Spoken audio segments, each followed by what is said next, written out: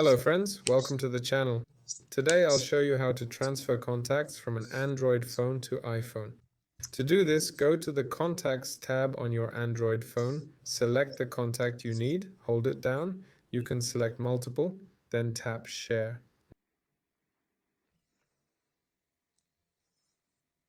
Next, select Google Drive here. If you don't have it, download it and log into the same account. In my case, this account is also on my iPhone. Click the Upload button and we're done with the Android phone.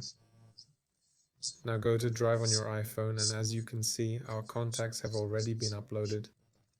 To open them, tap the file, click the three dots and select Open with this icon.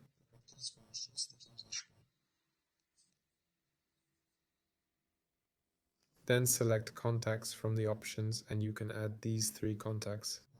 And click Save. That's it. This was channel name. Goodbye everyone.